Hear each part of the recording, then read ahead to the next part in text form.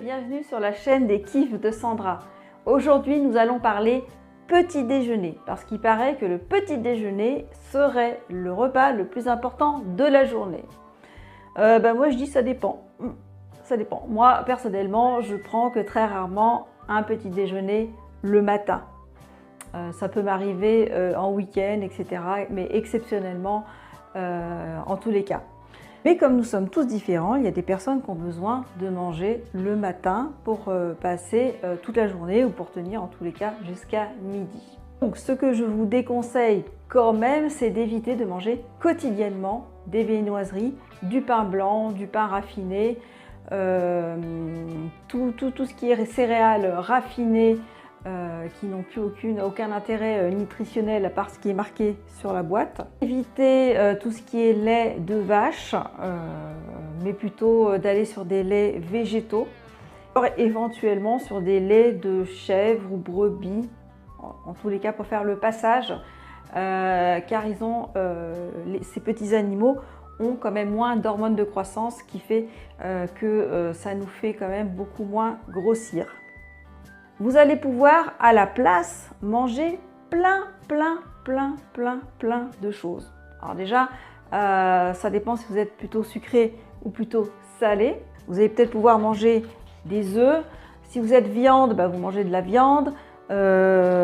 Plutôt des viandes comme du poulet ou du blanc de poulet ou de la dinde par exemple. Vous pouvez manger aussi des légumes si vous voulez dès le matin. Enfin, vous pouvez manger pratiquement ce que vous voulez, en tout cas ce qui vous fait envie.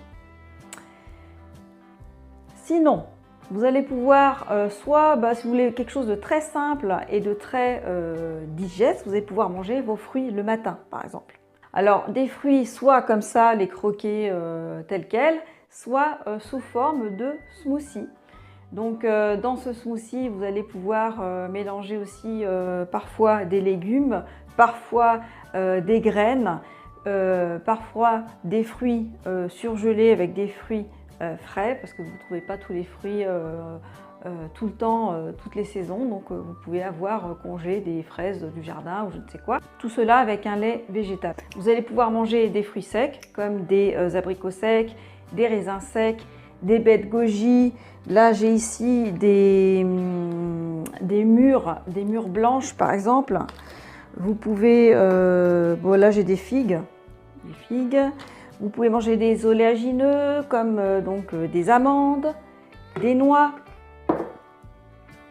des noisettes. Ça, ce sont des pistaches.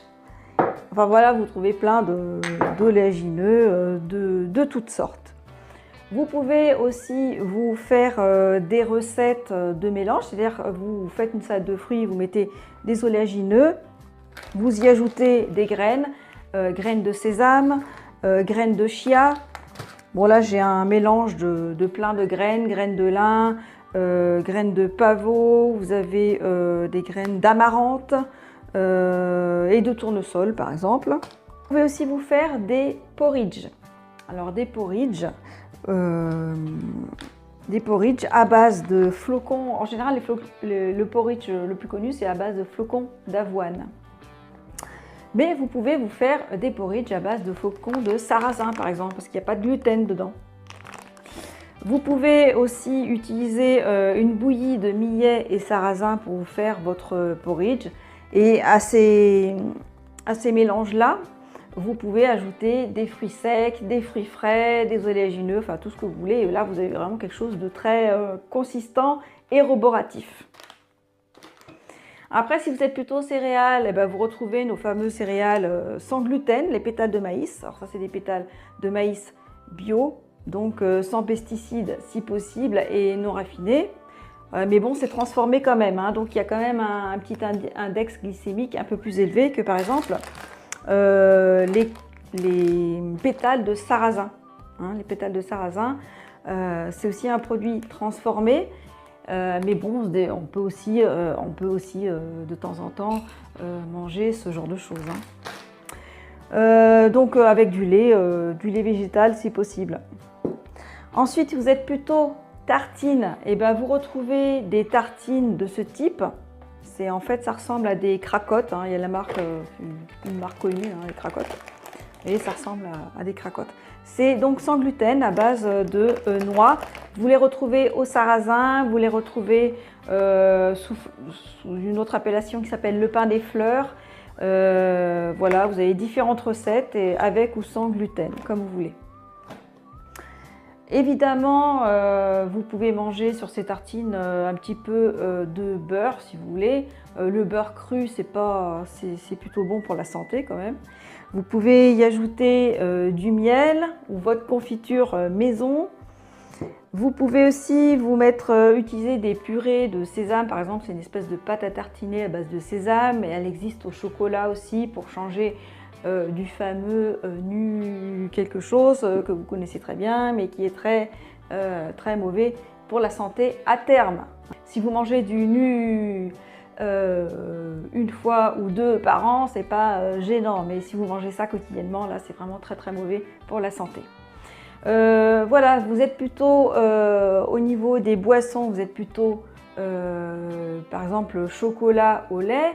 Et ben, vous pouvez avoir une alternative aussi à tout ça. Vous pouvez utiliser un lait végétal, voilà, que ce soit un lait d'avoine, un lait de riz, un lait d'amande. Alors on les trouve en briques par facilité, mais vous pouvez aussi créer votre propre lait végétal.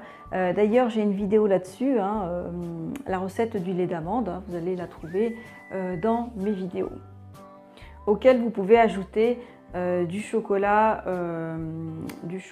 en poudre. Voilà, vous trouvez par exemple du chocolat en poudre comme ça s'appelle Cacao Maigre, hein, c'est la marque Bonne Terre et c'est bio. Vous trouvez aussi la même chose, c'est du cacao cru. C'est-à-dire qu'il a été, pour le créer, on ne l'a pas cuit au-delà de 40 degrés. Donc il a gardé beaucoup plus de minéraux et d'oligo-éléments que par exemple ce cacao-là. Après, vous avez tout ce qui est thé vert. Donc thé vert, ça c'est pas mal aussi de prendre du thé vert le matin ou des tisanes.